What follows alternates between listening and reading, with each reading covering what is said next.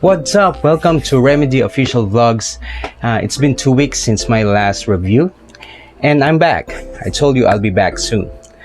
I've noticed that the last review is way too long for you guys, and it's like 30 minutes, and I hate to waste your time, so we'll make this a little bit quicker than that video.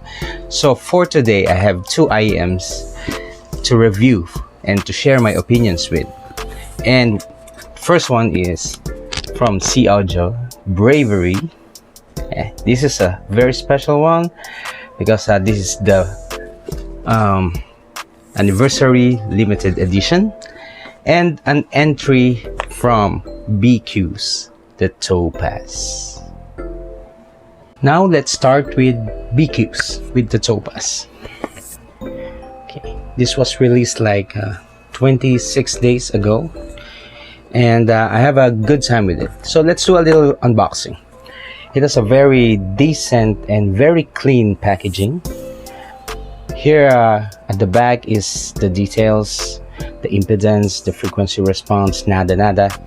And once we open the box, we have that BQEYZ slogan that they always have: best quality earphones for you.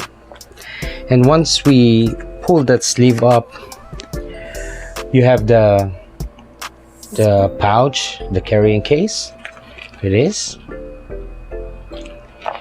You will find the cables inside it, and inside is also a cleaning tool. Here it rests your IEMs, the Topaz, and below it or under it are 6 pairs of ear tips. One kind is wide bores, and one kind is a little like the base or balance ear tips. Excuse me. It also comes with a little bit of a document, a user guide, and practically that's it. It's a very basic inclusion, but BQEYZ gives you what you need. Oops, before we move on, I almost forgot to show you the IEMs themselves.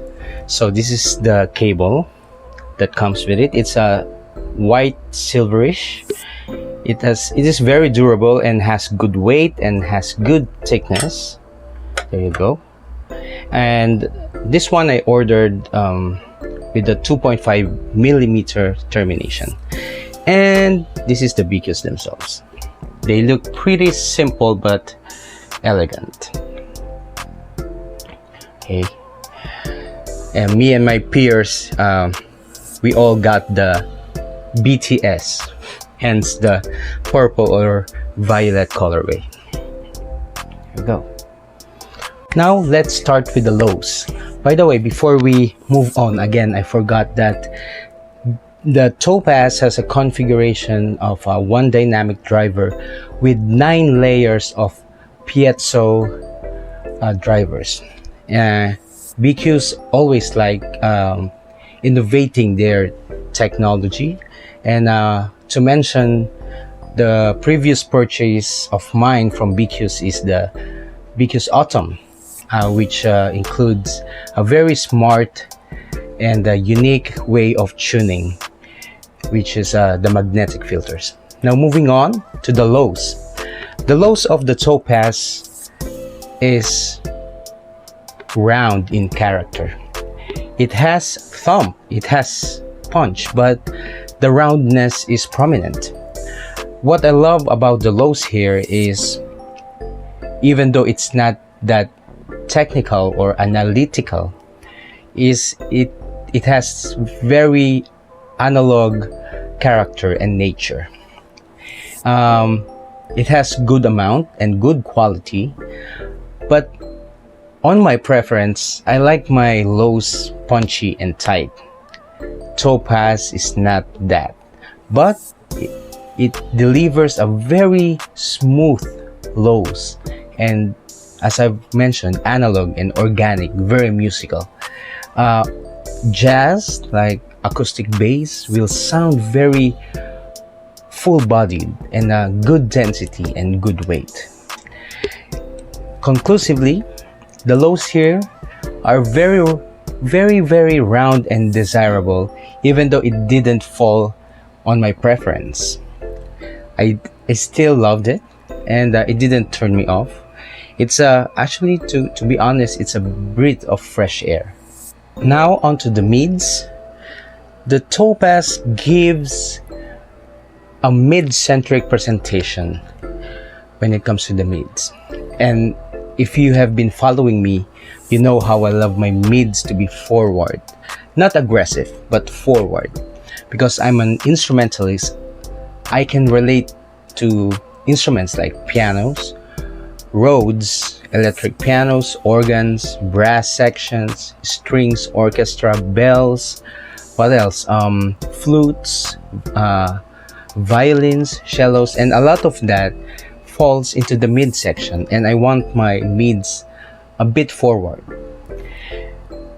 The mids here are lushful and rich, and actually it reminded me of an IEM that started me on my journey as an audiophile, the BQEYZ 2. It's not as rich as KC2, that's a different story, but it reminded me of how mids were presented here. Conclusively, mids here pleased me greatly. As a mid-centric that I am, Topaz is for those who like their elements to be heard. Lushful, rich, and full-bodied.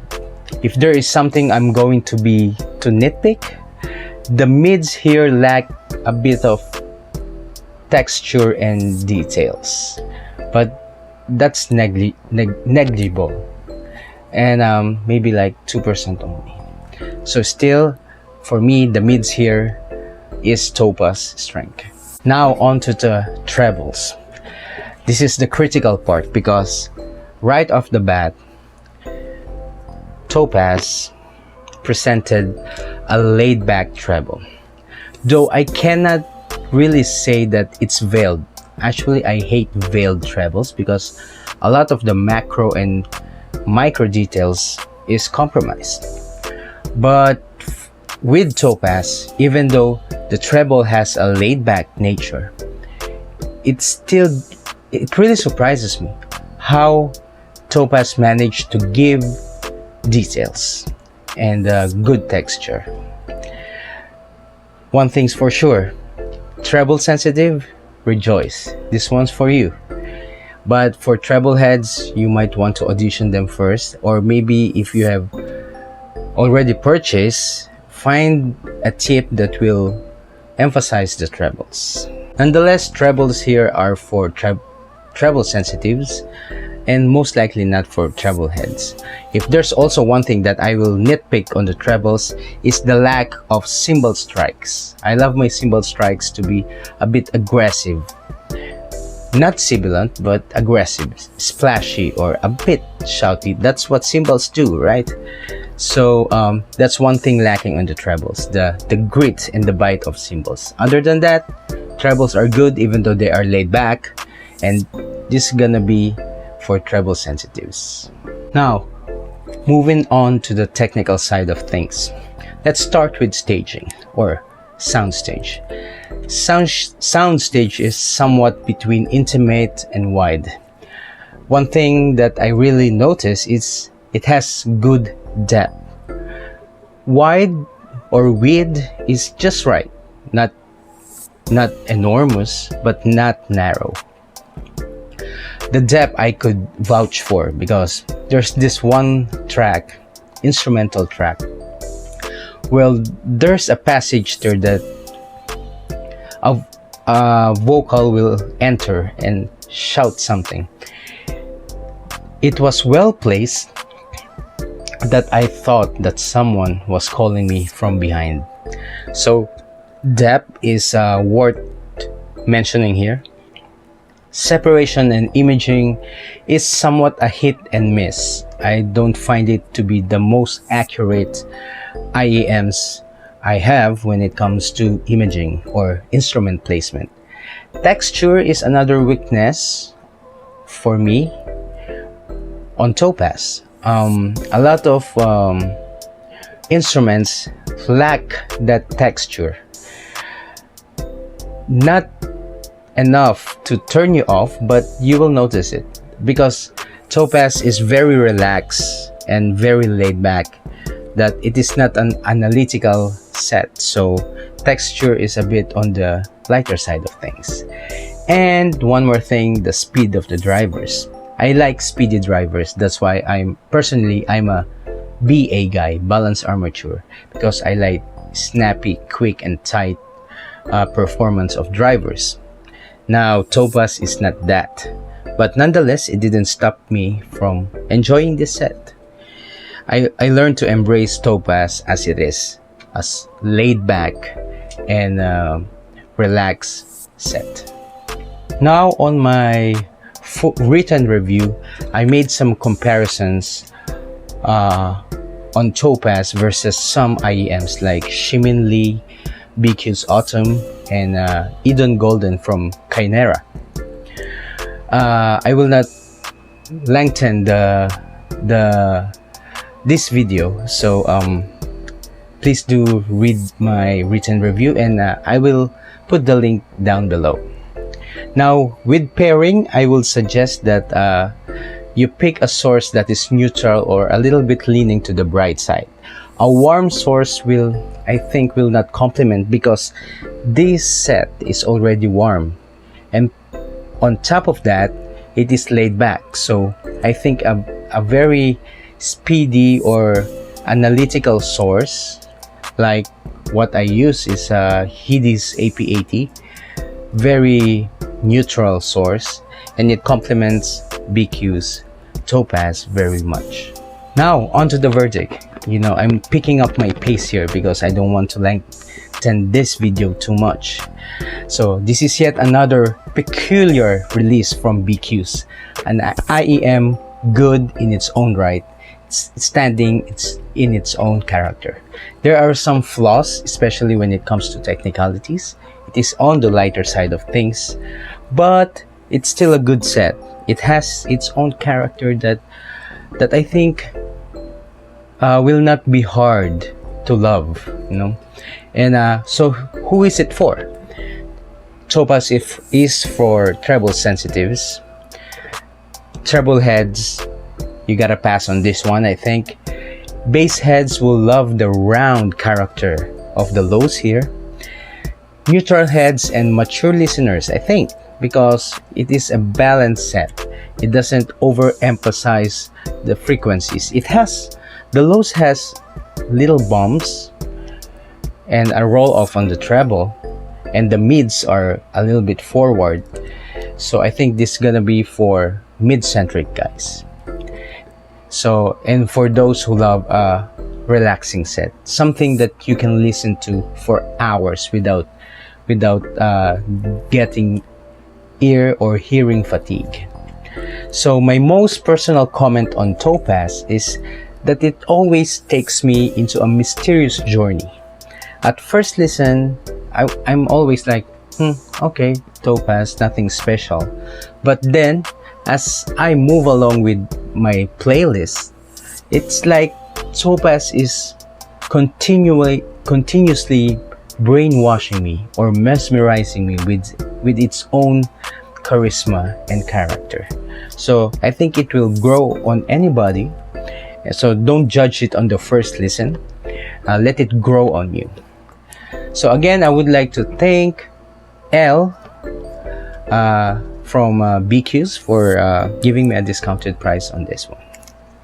And I hope that this review on Topaz has been helpful. Now, stay tuned. We have one more IEM to review.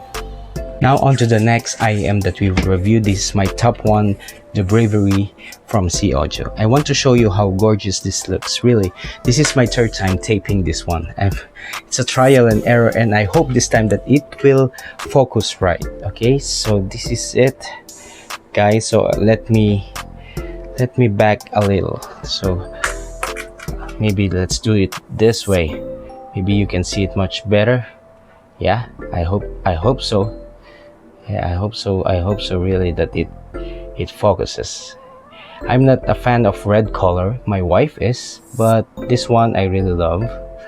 So it's really, check out the page and also my blog site, and I have some photos of it, and I think you will have a more idea of how good it looks. So moving on.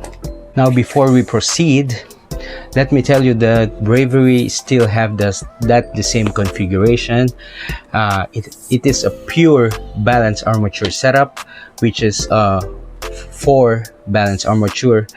It has 2 nulls armature for the lows, to handle the lows, 1 sonyon for the mids, and 1 nulls again for the highs. Now this is the packaging. This very vivid and very colorful, and if you're a waifu fan, you will love it. I mean, I'm not much of a fan, but I still love it.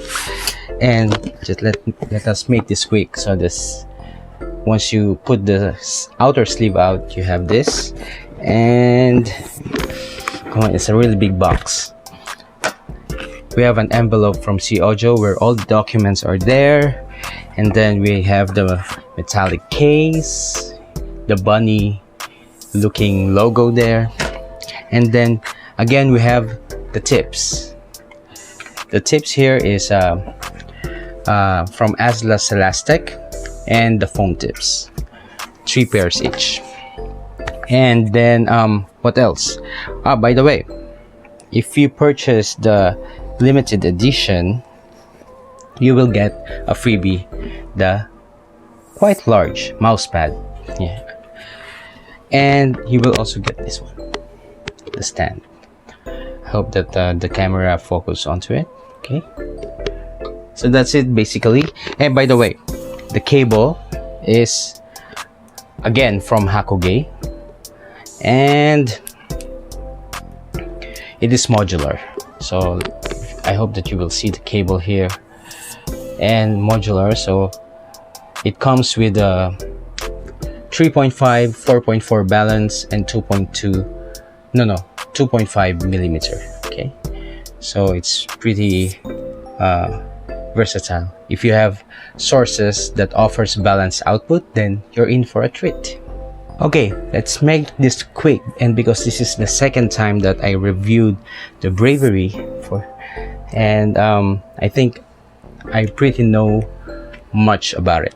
So let's start with the lows.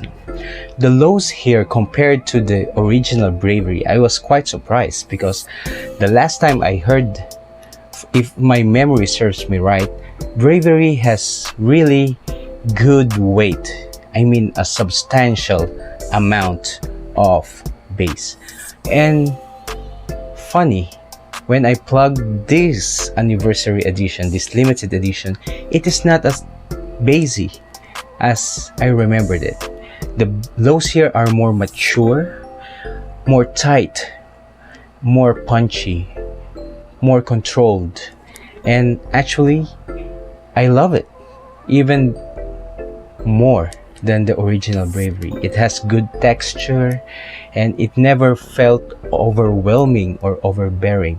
So conclusively, the lows here are leaning to the mature side, to the more lean and more neutral than the original Bravery.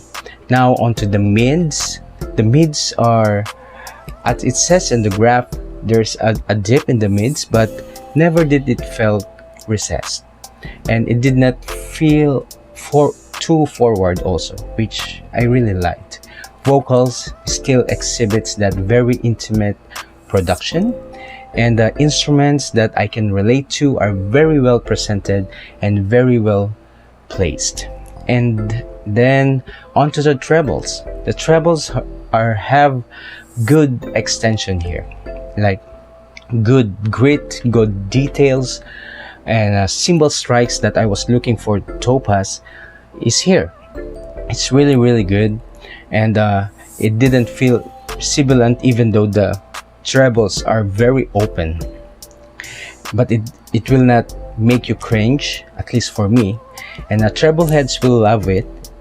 Maybe for treble sensitive, you might want to audition, but I'm a treble sensitive guy, but still the treble didn't hurt my ears.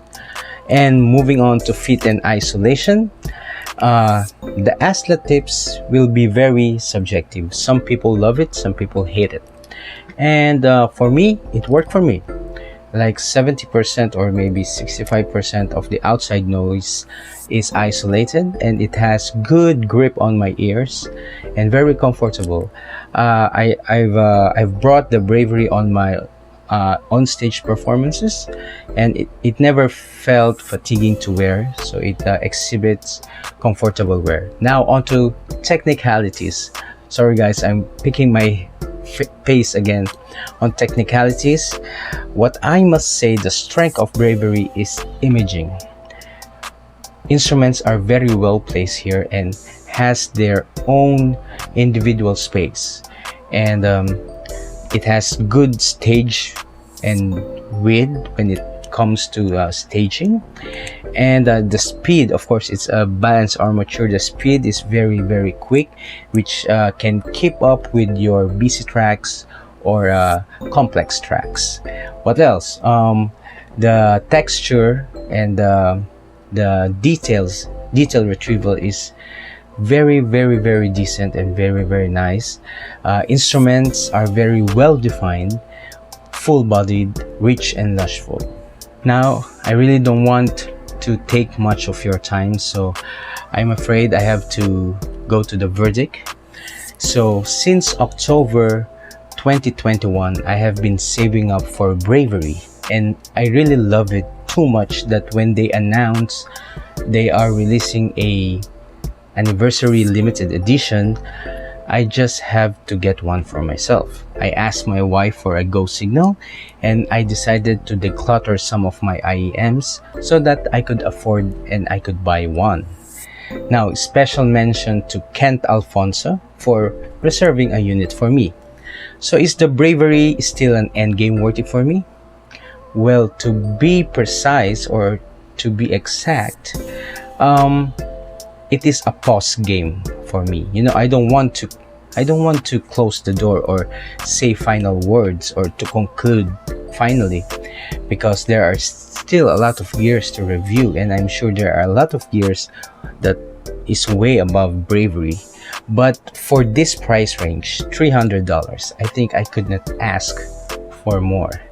And I think I'm gonna pause, or I'm gonna stop purchasing side grades. If I'm gonna purchase something, I might as well look onto the $500 mark. Okay, so who is Bravery for? So if you are a mature listener, I think this is for you. And Bravery, inspired giving a very balanced, not neutral, a very balanced presentation.